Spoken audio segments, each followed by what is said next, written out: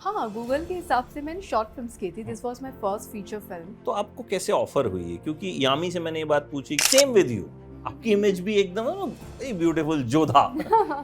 तो as an actor मैं तो अपने आप को वर्सेटाइल ही रखना चाहती हूँ। मैं इसमें नहीं उलझती हूँ कि मुझे कोई कैसे परसीव कर रहा है। क्या होता है ना, हर चीज पे कंट्रोवर्सी जबरदस्ती क्रिएट की जाती है, बट मैंने बहुत सारे शाहबानों को लेटर्स लिखे कि what as a character I feel why I am explaining certain things to you. कितने लोगों ने पहचाना इस फिल्म में? कि पहले तो मूवी बहुत अच्छी लगी, फिर आपको देखा तो बहुत अच्छा लगा and they loved seeing me on the big screen. तो मैं इसको बस एज अ अप्रिसिएशन ही बिल्कुल, लूंगी। It is an appreciation. But ये ब्रेक थ्रू करना कि कास्टिंग डायरेक्टर आपको एज एन एक्टर सीरियसली ले मूवीज़ के लिए, उसकी एक लंबी जर्नी रही है। उसके लिए I have taken some conscious choice of taking break from television for a while. I join lot many workshops. Atul Mungiya sir की भी मैंने वर्कशॉप की, रुपेश टिल्लू सर, कुलविंदर बख्शिश, राघव अग्रवाल। दिमाग में आया था कि एक्टर ही बनना था या you wanted to be something else और फिर बन गए आप? इंदौर शहर में पापा मेरे गवर्नमेंट ऑफिसर और पढ़ाई लिखाई का घर में माहौल। जैसे जैसे मैंने अपने कंफर्ट जोन को छोड़ा, चैलेंजेस को एक्सेप्ट किया, ग्रोथ हुई है लाइफ में। ये किताब का पढ़ना मुझे जोधा के ऑडिशन में कितना काम आएगा। क्लिष्ट हिंदी और जोधा के ऑडिशन में सबसे पहली चीज़ थी कि आपकी हिंदी एकदम साफ और नेचुरल लगनी चाहिए। आप क्लिष्ट हिंदी बोलो। ओटीटी अगर कोई हाँ, आई एम अच्छा, एब्सोल्युटली ओपन फॉर इट। मतलब ओटीटी पे कई बार कुछ कैरेक्टर्स ऐसे होते हैं जो बहुत बोल्ड होते हैं, तो you are open to that? और यदि हर एक्टर चाहता है कि उसे उसका हक मिले, और finally you have done a film by the name हक, which is critically very well appreciated, और बिजनेस वाइज भी इट इज डूइंग गुड।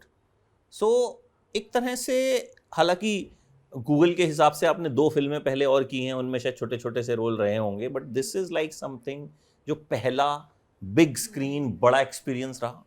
हाँ, गूगल के हिसाब से मैंने शॉर्ट फिल्म्स की थी। This was my first feature film and I am so happy the kind of response the movie is garnering, because ऐसी मूवीज़ की ज़रूरत है इस देश को। और मुझे लगता है कि बहुत खुशी होती है मुझे। कई सारी फीमेल्स आ रही है, specially females, they are just loving it.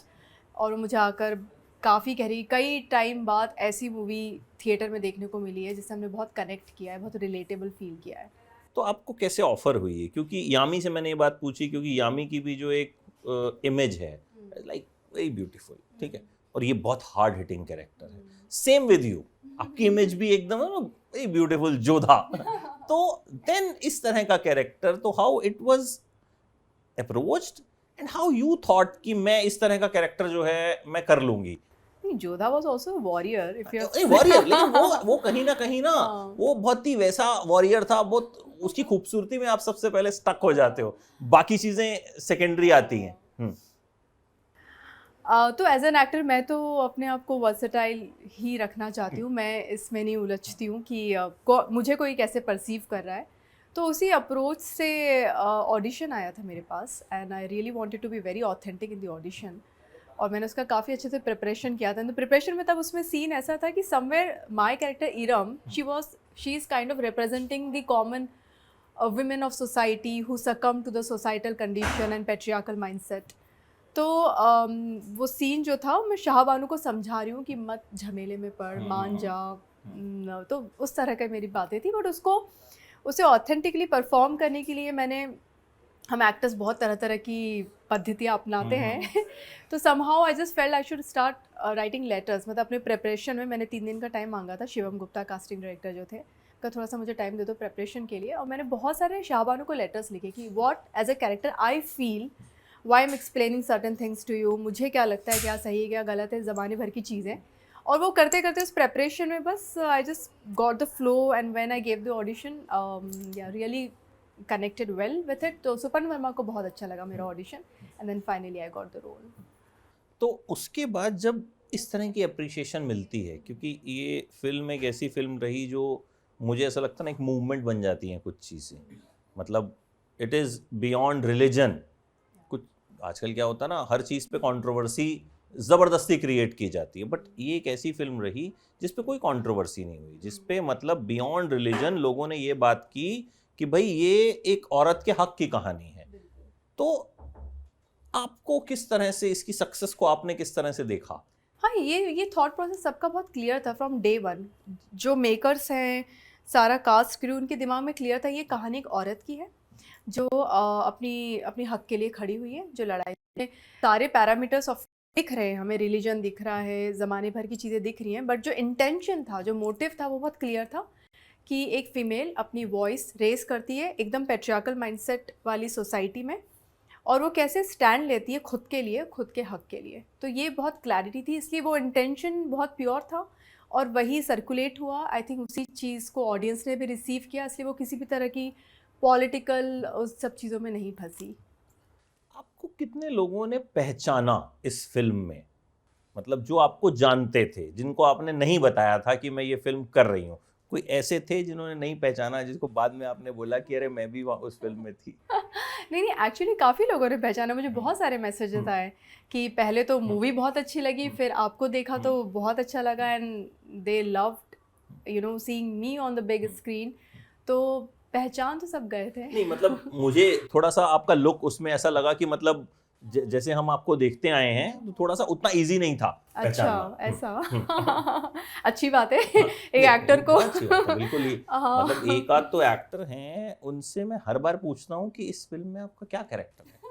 मतलब शी प्ले साइड कैरेक्टर्स, तो वो पहचान में ही नहीं आती हैं मुझे। वो फिल्म देख के आ जाता हूँ, मैं भी थी उस फिल्म में, मैंने कहा थी कि उस कैरेक्टर में, मैंने कहा अरे वो आप थी। तो वो कई बार I think that is the beauty of acting, कि मुझे लगता है कि आप इस तरीके से किरदार में घुस जाते हो कि आपको पहचानना जो है वो बहुत मुश्किल हो जाता है। तो मैं इसको बस एज अ अप्रिसिएशन ही बिल्कुल, लूंगी। It is an appreciation. तो छोटे पर्दे से बड़े पर्दे का जो ट्रांजिशन हुआ, छोटे पर्दे पे हम एक एपिसोड आता है 30 मिनट का, ठीक है, उसमें कई बार तो ऑलमोस्ट हम 25 मिनट होते हैं, बट यहाँ पे कम स्क्रीन टाइम में आपको ज़्यादा इम्पैक्ट छोड़ना है। ये चैलेंज कैसे आपने परसीव किया? एक्चुअली सबसे बड़ा चैलेंज, एक बार आने के बाद तो इतना बड़ा चैलेंज नहीं होता है, वो तो फिर आप ऑनेस्टी से, आपको जो किरदार मिला है, जो लाइंस है, जितना आपके हाथ में है आप उतना कर देते हैं ऑनेस्टी के साथ। बट जो ये ब्रेक थ्रू है कि आप एक टेलीविज़न मीडियम से आ रही है, इवन तो आप, मेरे दिमाग में सेग्रीगेशन मैंने नहीं रखा है कि मैं टेलीविज़न हूँ, मैं थिएटर भी करती हूँ, मैं टेलीविज़न भी करती हूँ, मैं मूवी भी कर रही हूँ। तो I just want to keep it very clear in my mind at least. दुनिया, वर्ल्ड, मार्केट तो सब इस तरह से सेग्रीगेट कर ही रहा है। बट ये ब्रेक थ्रू करना कि कास्टिंग डायरेक्टर आपको एज एन एक्टर सीरियसली लें मूवीज़ के लिए, उसकी एक लंबी जर्नी रही है। उसके लिए I have taken some conscious choice of taking break from television for a while, so that I can prepare more on my craft. I can understand nuances of performance in detail. I joined lot many workshops. Atul Mungiya sir की भी मैंने workshop की, Rupesh टेलू sir, Kulwinder बख्शिश, राघव अग्रवाल, ज़माने भर की acting की पद्धतियाँ जो मैंने इतने समय से उस पर काम नहीं किया था, Meisner, Stanislavski, breath technique, Michael Chekhov, McLean, there so many techniques. तो मैं इन सब चीज़ों से एक्सपोज होती रही, और ये लगभग 3.5 साल की जर्नी में मैं अपने आप को और रमाती गई, प्रिपेयर करती गई कि कल को एक ऑडिशन की अपॉर्चुनिटी आती है तो I should be ready to crack it. तो उसके बाद जो एक किरदार मिल जाता है तो आप already you own that space, फिर वो इतना मुश्किल नहीं लगता है कि अब मैं इसे कैसे अपना इम्पैक्ट डालूं, क्योंकि इतना दिमाग से अगर ये मैं उस किरदार के अंदर ये सोचूं कि अब मैं इम्पैक्ट डालूंगी तो वो डिसऑनेस्टी भी हो जाएगी और आप फंस जाओगे, अपने दिमाग में उलझन में फंस जाओगे। इससे अच्छा है जो फ्लो आ रहा है उस फ्लो में जितनी ऑनेस्टी से, सिंसियरिटी से आप कर सकते हैं आप करिए। बाकी जो जर्नी की प्रिपरेशन है वो एक बड़ा चैलेंज है। तो हक के बाद चीज़ें पॉजिटिवली आगे बढ़ी हैं और हाँ जी, मैं थैंकफुली मुझे एक और फिल्म मिल गई है, तो तो ऑलमोस्ट इस मंथ के एंड में ही मैं श्रीनगर शूट करने जा रही हूँ। 15 दिन का स्केड्यूल है मेरा, उसमें राजीव खंडेलवाल हैं, बाकी अभी नाम तो फिलहाल मैं नहीं ले सकती हूँ, बट हाँ इट्स अ गुड प्रोजेक्ट। अच्छा, when you thought of acting, कब दिमाग में आया था कि एक्टर ही बनना था, या you wanted to be something else और फिर बन गए आप? नहीं, मुझे तो मतलब अगर मैं बहुत पीछे मुड़कर देखूँ तो दूर दूर तक जहन में था नहीं, शायद अंदर दबी ख्वाहिश रही होगी, बट मुझे इम्पॉसिबल ही लगता था क्योंकि इंदौर शहर में पापा मेरे गवर्नमेंट ऑफिसर और पढ़ाई लिखाई का घर में माहौल, तो वो सोचा तो नहीं था एक्टिंग की जर्नी। और मैंने भी पढ़ाई की, MBA किया पुणे से, सिम्बायोसिस सबको ऐसे ही लगता है, पर मैंने क्योंकि एक टाइम ऐसा था एमबीए की फुल फॉर्म हो गई थी, मैं भी आया, तो जिसको कहीं एडमिशन नहीं मिलता था वो सिम्बायोसिस में कॉरेस्पॉन्डेंस में एडमिशन ले लेता था। हाँ नहीं, मैंने प्रॉपर रेगुलर एमबीए नहीं, किया है। मैं एक बात कह रहा हूँ आपको कि I क्योंकि क्या know, होता था yeah. एक टाइम पे जब मैं भी पढ़ रहा था ना, तो उसमें था कि ठीक है एक एमबीए तुम यहाँ से कर लेना, तो मतलब जिसको देखो पुणे सिम्बायोसिस नहीं, I did from Indira institute of management Okay. Pune, और वहाँ पे मैंने बड़ी शिद्दत से 2 साल एमबीए किया, और एमबीए करते करते एक दिन मैं एफटीआई में गई थी घूमते फिरते कि देखूँ ज़रा एक्टिंग की दुनिया में। होती क्या बट इतना थॉट प्रोसेस, इतना विजन स्ट्रांग नहीं था ना, इतना कॉन्फिडेंस था, तो फिर एक ही दिन घूम फिर के लौट के आ गई कि चलो एमबीए ही कंटिन्यू करते हैं। तो खैर वो तो फिर बहुत सारी सी जर्नी अलग अलग मोड पर कुछ कुछ होता रहा, but mostly after marriage my husband actually motivated me to, that time I was married and I was in Ahmedabad. Okay. So my husband literally pushed me, go to Mumbai and start your career as an actor, just try for it. क्योंकि दबी दबी उनको दिख रहा था कि मैं घर में बैठ के, मैंने फिर कॉर्पोरेट जॉब भी नहीं लिया था एमबीए करके, क्योंकि मुझे नहीं लग रहा था कि वो फिट है, वो कुछ मिसमैच लग रहा था, तो मैंने ड्रॉप कर दिया आइडिया। बट मुझे ये ज़रूर था कि मुझे कुछ करना है, तो घर पे बैठ के मैं एक्चुअली बस वीडियो बनाती थी। उस समय ना इंस्टाग्राम था ना कुछ वैसा नहीं था, बट मैं फिर भी अपनी रील खुद ही बनाती थी। और मेरे हस्बैंड ने वो नोटिस किया, उन्होंने कहा कि इतना ही तुम्हें शौक है तो जाओ मुंबई में ट्राई करो, and that how I came to Mumbai and started my journey. Theatre से शुरुआत की। हाँ, मैंने 2 साल पहले थिएटर तो किया। you born and brought up in Indore and married in Ahmedabad. नहीं, इंदौर में था, मेरे हस्बैंड का पोस्टिंग अहमदाबाद में हुई थी। ओके पोस्टिंग अहमदाबाद में हुई, देन अब मुंबई, फिर मुंबई आ गए। तो अब आप अभी तो यहाँ जो है फैमिलीज इन मुंबई के नाउ। या तो जब आए तो Jodha Akbar, I mean your journey can't be completed, तो वो किस तरह से वो सीरियल मिला? क्योंकि वो एक बहुत ही, आई मीन आपके करियर का भी कह लीजिए, रजत टोकस के करियर का भी कह लीजिए, और इन जनरल टीवी में जो एक इस तरह के सीरियल्स बनते हैं उनमें एक बड़ा आइकॉनिक सीरियल रहा। How you got that break? मैं तो बस ऑडिशन ही दे रही थी। अच्छी बात ये थी कि मैं कभी भी सेटल नहीं हो गई, कंफर्ट जोन में नहीं गई। हमेशा एक कंफर्ट जोन जैसी मुझे मेरी लाइफ में आता है, मैं उससे बाहर निकल कर और कुछ नया ट्राई करने की कोशिश करती हूँ। Like literally after marriage Ahmedabad में मेरी बहुत लग्जरियस लाइफ चल रही थी, फुल कंफर्ट में, मुझे एकदम ऐशो आराम से मैं जी रही थी, बट मेरे अंदर ही था नहीं कुछ करना है। और फिर धक्के खाते हुए फिर मुंबई की जर्नी शुरुआत में तो आपको पता ही है कि इट्स अ टफ जर्नी। यहाँ पे हॉस्टल में रहना, एक छोटे अकेली आई। शुरुआत में तो मैं अकेली आई क्योंकि मैं भेज दिया कि भाई जाओ, हाँ, because he was already newly posted in Ahmedabad, so he couldn't take transfer so easily. It took him a while to get transfer. So I came alone and then I started living in a girls hostel. और वहाँ पे वो अचानक से मेरे luxurious घर की जगह अब वो छोटा सा बेड, छोटा सा रूम, और पहली बार मुंबई जितना ऐसा मूवीज़ में, मैं भी मुंबई पहली बार आई थी, और वो जो हमने तो ग्लैम मुंबई दिखता है ना, आहा चकाचौंध बॉलीवुड, यहाँ आके पता चला माचिस के डब्बे जैसे। तो मैं बोलने ही वाला था माचिस के डब्बे। मतलब हम दिल्ली में भी हमारे घर होते हैं, मतलब यहाँ तो, मतलब दिल्ली में तो ऐसा लगता है कि अच्छा इतना बड़ा घर दिल्ली में रेंट करना है तो मिलेगा 25,000 का, बॉम्बे में 1,25,000 का। बहुत इतना फर्क है, ह्यूज डिफरेंस है। और आपकी आदत नहीं है। मैं इंदौर में बॉर्न एंड ब्रॉट अप, तो वहाँ पे भी बड़े बड़े घर, हमारे बंगले रहते हैं। अहमदाबाद में अच्छा खासा लग्जरियस फ्लैट था, पर मुंबई में अचानक से वो छोटा स्पेस और ऑब्वियसली वो सब चीज़ें। तो कंफर्ट जोन की जहाँ तक बात है, तो पर मुझे लगता है जैसे जैसे मैंने अपने कंफर्ट जोन को छोड़ा, चैलेंजेस को एक्सेप्ट किया, ग्रोथ हुई है लाइफ में। सेम चीज़ एक सीरियल इंडस्ट्री में कंफर्ट जोन आ गया था, बट अब मुझे था कि नहीं, I should work more on my self, तो उसको मैंने ब्रेक किया। तो जोधा के टाइम पे यही हुआ। मैं ऑलरेडी बहुत अच्छे से शोज़ चल रहे थे मेरे, रुक जाना नहीं, तेरे मेरे सपने, एक टाइम पे मैं 2 शोज़ भी करी थी। सपने आपका पहला शो? तेरे मेरे के पहले एक छोटा 1 दिन का रोल था गुलाल में, जिसमें पंकज, वो बड़ा कमाल का किस्सा है। तो बेसिकली क्या हुआ, स्फेयर ओरिजिन में 1 ही दिन का रोल मुझे मिला, और मुझे भी था कि चलो शुरुआत है, 1 दिन का रोल एक्सेप्ट कर लिया, तो उसमें मैं मर चुकी हूँ शो में। बट वो उनकी बैक स्टोरी में 1 दिन का मैं आती हूँ। तो मेरा फर्स्ट डे शूटिंग एक्सपीरियंस, और वहाँ पे ना उस समय पंकज त्रिपाठी इतने बड़े नाम नहीं था, मतलब वो भी गुलाल सीरियल में थे और मैं भी उनको इतना जानती नहीं थी, तो मुझे उनके पास में चेयर लगा के बैठा दिया। मैं उन कलाकार को सल्यूट करना चाहूँगी कि क्यों एक कलाकार इतना बड़ा कलाकार बनता है। उसका एक छोटा सा एग्जाम्पल बस मैं देना चाहती हूँ अपने इस एक्सपीरियंस से कि मैं उनके पास बैठी और उन्होंने मुझे देखा और वो रोने लगे, फूट फूट के रोने लगे। नॉर्मल नहीं, ऐसे फर फर आंसू बह रहे हैं। मैं भी कॉन्शियस, मेरा पहला दिन है, रो क्यों रहे हैं मुझे देख के इतना, और मैं भी घबरा भी गई। जो भी है मैंने पूछा भी नहीं, शॉर्ट वॉट हो गया। उसके बाद मैंने पूछा सर आप क्यों रो रहे थे? तो उन्होंने कहा तुम मेरी बेटी हो उस सीरियल में, और मैं ना रोज़ फ़ोटो फ्रेम में तुम हो वहाँ पर, मैं रोज़ तुमसे बात करता हूँ। तो वो बात करते ऐसा कनेक्शन मेरा बन गया है कि जैसे ही तुम साक्षात मेरे सामने आई तो मुझे, अच्छा ये चीज़ मैं पूरी तरह से भूल गई थी। जब कई साल बाद जब पंकज त्रिपाठी सर को जैसे बहुत देखा हमने कि अब तो क्या मुकाम उन्होंने हासिल कर लिया, तो मुझे ये किस्सा याद आया, अरे ये तो वही है। फिर मुझे याद आया कि ये इससे कहते हैं उस कलाकार की ईमानदारी, कि हम आंसू छिपा मतलब बचा के रखते हैं एक्टर की, यार ज़बरदस्ती ना बहाएं। उन्होंने क्या फ़्लो करते थे वो, मतलब वो इमोशन ऐसे उनके बाहर आया, कितनी ईमानदारी से वो कनेक्ट किया, वो क्या उनका, तो मैं बहुत प्रभावित हुई थी उससे। वो किस्सा मुझे फिर ऐसे जहन में छप गया।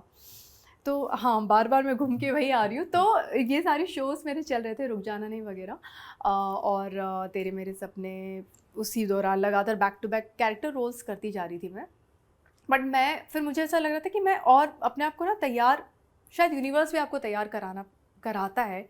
तो मैं, पापा मेरे हिंदी, मतलब पीएससी पापा ने की थी, तो हिंदी बहुत अच्छे से रुझान है पापा का हिंदी सब्जेक्ट पे। तो हमारे घरों में ना, हमारे घर में बहुत ऐसी मोटी मोटी हिंदी की पोथियाँ हैं, अच्छी अच्छी किताबें हैं, शिवाजी सावंत के मृत्युंजय, छावा जैसी किताबें। तो मैं वो उठा के ले आई, और सेट पे जैसे ही मुझे टाइम मिलता था मैं किताबें पढ़ती थी बैठ के। और उस समय मुझे अंदाज़ा भी नहीं था कि ये किताब का पढ़ना मुझे जोधा के ऑडिशन में कितना काम आएगा। क्लिष्ट हिंदी, और जोधा के ऑडिशन में सबसे पहली चीज़ थी कि आपकी हिंदी एकदम साफ़ और नेचुरल लगनी चाहिए, आप क्लिष्ट हिंदी बोलो, और वो चीज़ मुझे वहाँ पे हेल्प की। तो इस तरह से फिर जो भी है उनको लुक पसंद आया एकता मैम को, और फिर जोधा ने लाइफ चेंज की। हाँ, एज एन एक्टर तो मैं डेफिनेटली कहूँगी कि उसने बड़ा मुकाम दिया है, और आज तक वो बरकरार है। मतलब आज तक लोग उस किरदार की वजह से मुझे इतना, मतलब याद रखते हैं या प्यार करते हैं। तो उसका लगता है हर एक्टर की जो सक्सेसफुल होता है, कोई ना कोई एक कैरेक्टर होता है जो हमेशा याद किया जाता है। मतलब बच्चन साहब होंगे, शहनशाह बोला जाएगा, शाहरुख खान किंग। तो ये मुझे लगता है ये किरदार मिलना भी किस्मत होती है कि भाई मतलब आपको एक कैरेक्टर ऐसा हो गया जो आपको जब आप कहीं बैठेंगे तो आपसे उसके बारे में बात की जाएगी। एक अच्छी बात तो ये है कि आपको उससे याद रखा दूँ। एक बार बुरी बात ये भी है कि आपको सिर्फ उसे टाइप कास्ट हो जाते हैं। ये टाइपकास्ट, हाँ, हाँ। ये है, लेकिन फिर हाँ। वही बात है ना कि एज एन एक्टर फिर आपके आगे चैलेंज तो वही है ना कि आप कैसे खुद को आगे हम्म, प्रूव करते हो। एग्जैक्टली। तो हालांकि उसके बाद भी कुछ शोज़ किए, सोशल ड्रामा किया, तो उसमें भी काफ़ी अच्छा एक्सेप्टेंस मिला। बट हाँ, मुझे एज एन एक्टर, मतलब मेरे लिए एज परिधि की जर्नी में जोधा का एक बहुत बड़ा रोल रहा है, पर मैं उससे आउटग्रो कर गई हूँ। वो मेरे लिए अब एक किरदार था जो मैंने निभा दिया, जी लिया अच्छे से। मैं अब उससे इतना कनेक्ट या रिलेट नहीं करती हूँ। ऑडियंस के जहन में अभी भी है, जो कि ठीक है। मतलब मैं ज़रा सी भी कुछ बात करती हूँ कि मुझे अब और दूसरी चीज़ एक्सप्लोर करें, तो कुछ फैंस बड़े नाराज़ हो जाते हैं कि अरे नहीं नहीं नहीं, आप तो बस जोधा ही हो। आप जो दाएंगे बट ठीक है, but as an actor I would want to do versatile role and grow want as to an do and actor. आगे बढ़ना ही है। जिंदगी का मतलब ही चलते जाना, शो मस्ट गो ऑन।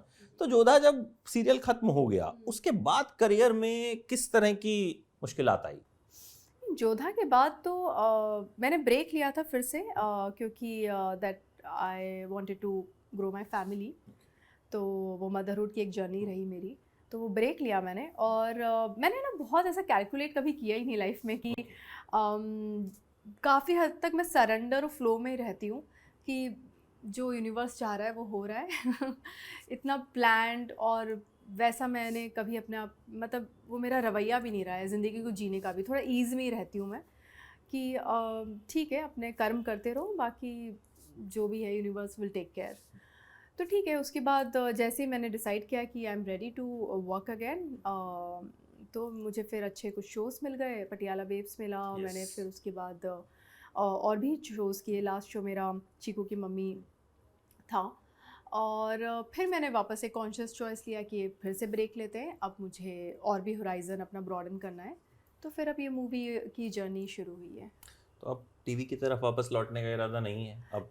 इसी जर्नी में ऐसा आगे ऐसा बढ़ना कुछ भी नहीं है कि इरादा नहीं है। अगर बहुत ही अच्छा ऐसा किरदार होगा जो मुझे लगेगा करने लायक और मैं उसे कनेक्ट करूँगी, तो I am open for all mediums. मैंने आपको शुरू में कहा ना कि मैंने अपने दिमाग में वो सेग्रीगेशन नहीं रखा है, बट बशर्ते मैं मना किए हैं मैंने अभी टीवी के ऑफर्स को, क्योंकि मुझे वो जैसा मैं करना चाहती हूँ, कुछ हट के कुछ अलग वैसा नहीं मिला है।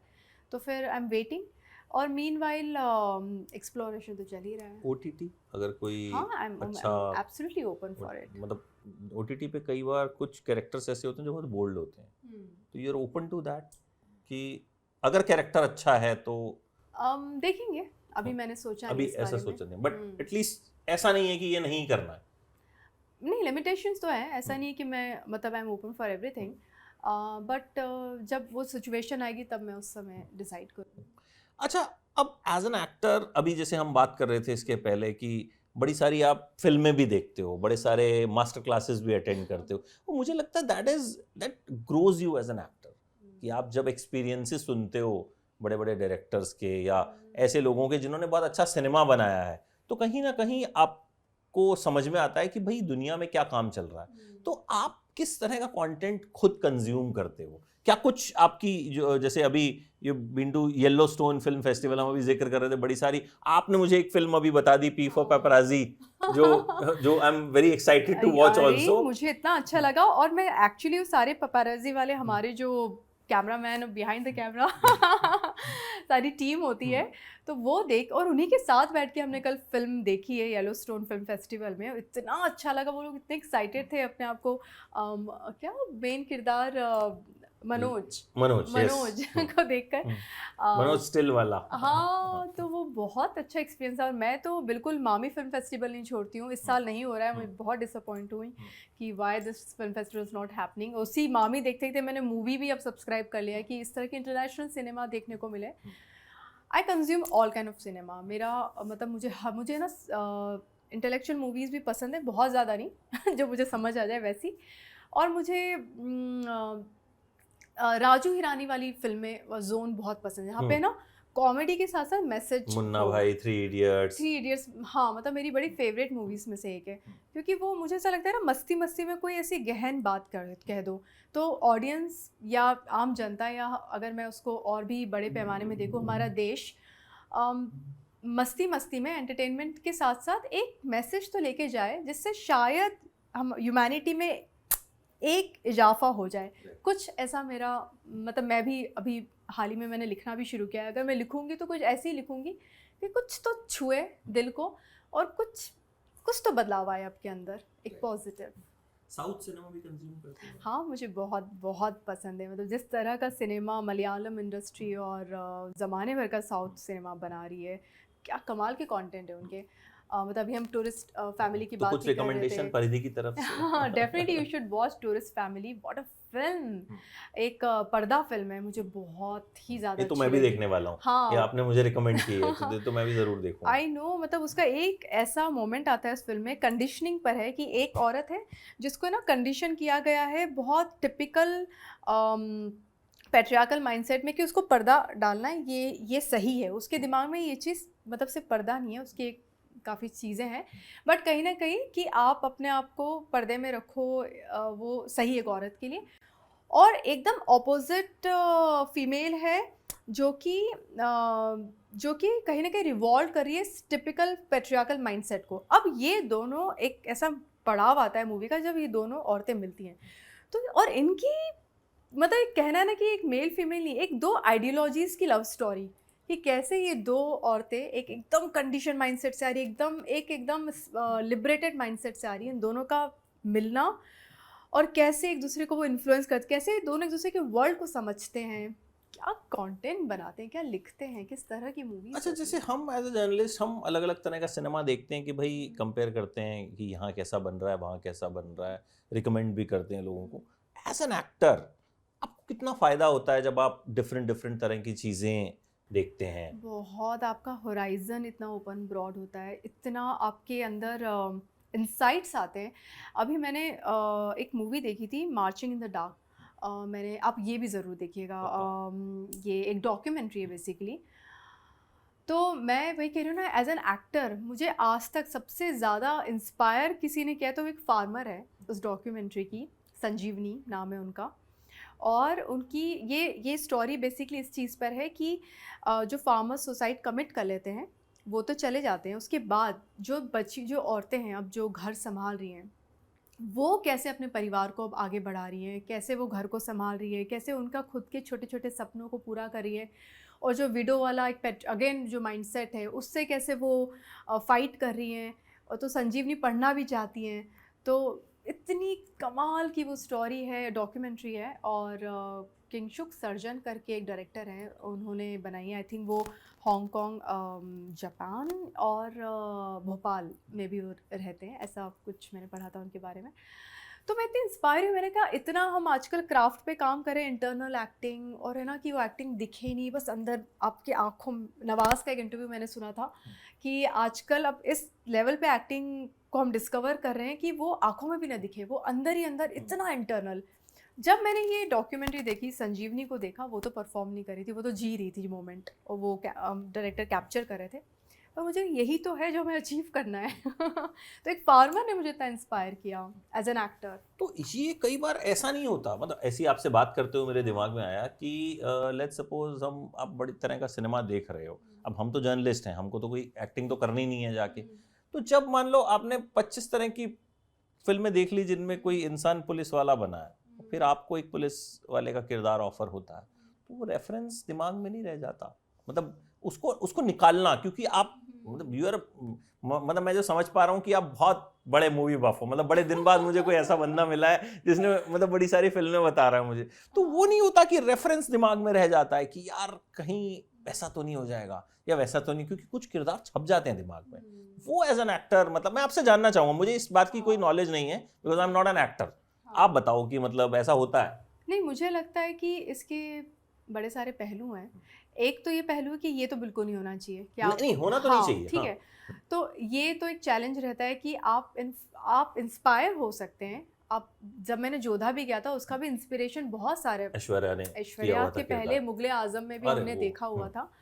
पर है ना, आप वही तो होता है कि एक्टर के लिए बहुत ज़रूरी है कि उनकी खुद की एक पर्सनालिटी हो। तो जब आप ज़माने भर की चीज़ें देख लीजिए, समझ लीजिए, उसे ग्रहण कर लीजिए, पर जब आप उस किरदार में हैं तो आपका अपना कुछ आना चाहिए। और वही एक एक्टर की सबसे बड़ा मेरे ख्याल से अचीवमेंट है कि वो इन इन्फ्लुएंसेस को देखे, बट उसका इम्पैक्ट अपने ऊपर होने दे। और इसके लिए मुझे लगता है रियाज भी बहुत ज़रूरी है।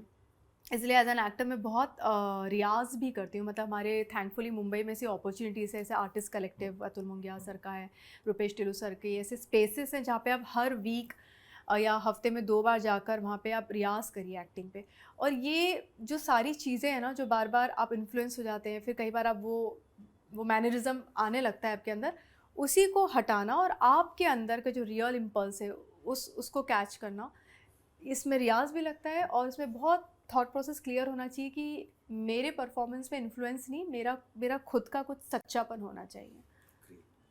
तो अब एक फिल्म तो आप श्रीनगर में शूट करने वाली हैं, तो अभी नेक्स्ट उसी पे पूरा फोकस है? हाँ, उसकी तैयारी चल रही है? बिल्कुल। किरदार पे जो है काम चल रहा है, तो मतलब वो तो खैर अभी हम इतनी डिटेल में बात नहीं कर सकते, but hopefully next when we are meeting तो हम उसकी भी बात करेंगे और कुछ और रिकमेंडेशंस भी आपको मुझे देनी पड़ेंगी। बिल्कुल। क्योंकि बड़े टाइम बाद मुझे किसी ने फिल्में रिकमेंड की हैं, नॉर्मली मैं ही रिकमेंड करता हूँ, यार ये देख लो।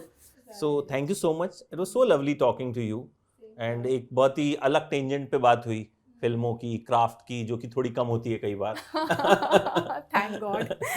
But it was really lovely talking to you. और जो आपकी रिकमेंडेशंस हैं वो मैं ज़रूर देखने वाला हूँ। एंड मेरी रिकमेंडेशन पे आप लालो देखिएगा। अच्छा, हाँ, गुजराती में है। हाँ। आप तो गुजराती शायद समझ जाती होंगी। हाँ, मैं जब अहमदाबाद में रह रही थी, मैं पढ़ना तो सीख गई थी गुजराती। तो अब काफी गुजराती मैंने कभी गुजराती फिल्म नहीं देखी, बट मुझे समझ में आ गई। मतलब क्योंकि उतनी टफ लैंग्वेज है नहीं है, ठीक है, मुझे समझ में आ गई, बट इट्स एन एक्सपीरियंस। आप जरूर देखिएगा, क्योंकि सोचिए 50 लाख की फिल्म 50 करोड़ से ज्यादा का बिजनेस कर चुकी है, तो कुछ तो अच्छा बनाया होगा। तो ये आप मेरी रिकमेंडेशन पे देखिएगा, आपके रिकमेंडेशन पे मैं देखता हूँ। Thank you so much and see you soon. Thank you.